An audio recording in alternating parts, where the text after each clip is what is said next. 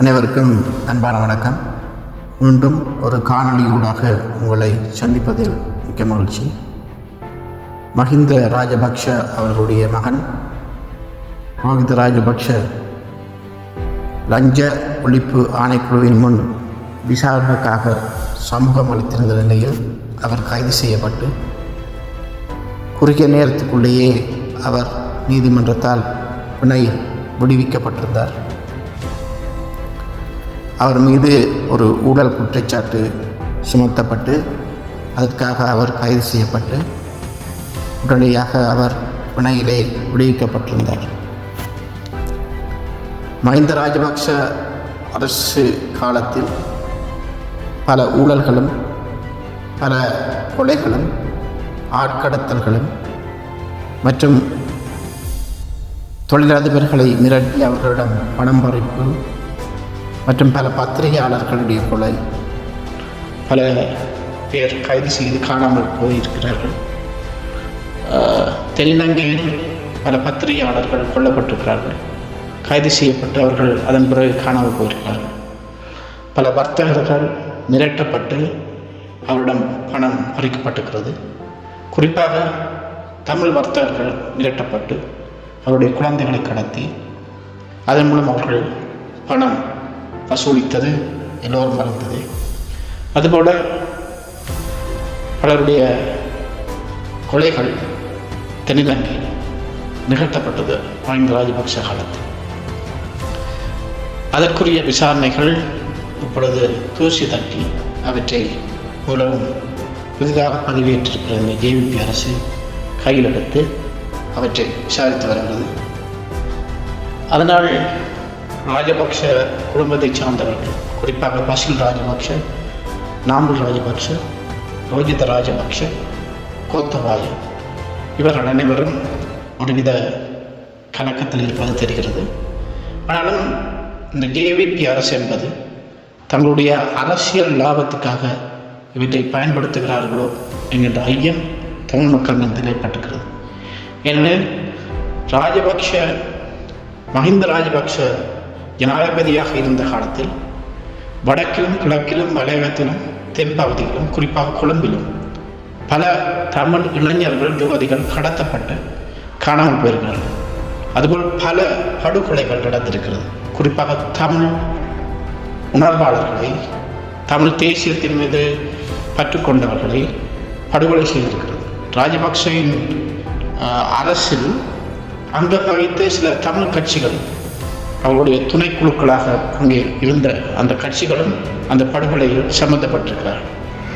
ஆக இப்பொழுது இருக்கின்ற இந்த ஜேவிபி அரசாங்கம் தென்னிலங்கையில் நடந்த படுகொலைகள் மற்றும் ஊழல்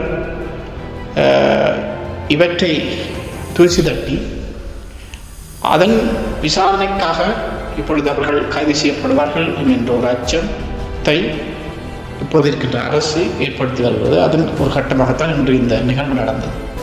ஆனால் தமிழ் மக்கள் மீது, தமிழ் மக்களுடைய பெரும்பான்மையான வாக்குகள் வடக்கிலும் கிழக்கிலும் மலையகத்திலும் குறிப்பாக தென் இலங்கையிலும் பெற்று பல பாராளுமன்ற உறுப்பினர்களை பெற்றுக்கொண்ட ஜேவிபி அரசு தமிழர்கள் மீது கட்டவிழ்த்து விடப்பட்ட இந்த இனப்படுகொலையை அதை பற்றி ஆராயவோ அவற்றை விசாரிக்க வேணும் ஒரு விசாரணை குழுவையோ அல்லது ஒரு சர்வதேச மட்டத்திலான அந்த விசாரணைகளை கூட அவர்கள் அதை பரிசீலிப்பதாக தெரியவில்லை.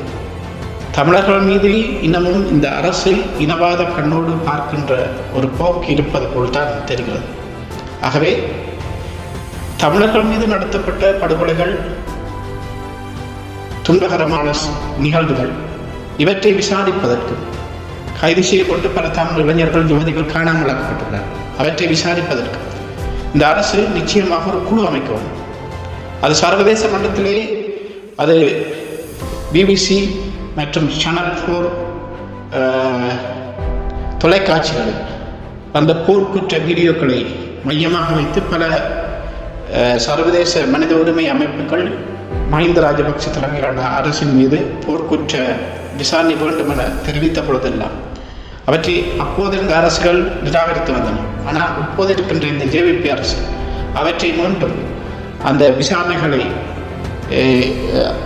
அந்த விசாரணை குழுக்களை அமைத்து அந்த சர்வதேச விசாரணைகளோடு சேர்ந்து இலங்கையில் ஒரு விசாரணை குழு அமைத்து தமிழ் மக்களுக்கு ஏற்பட்ட இன்னல்களும் அவர்களுக்கு ஏற்பட்ட அந்த துயரங்களை செய்தவர்களை சட்டத்தின் முன் நீதியின் முன் நிறுத்த வேண்டும்.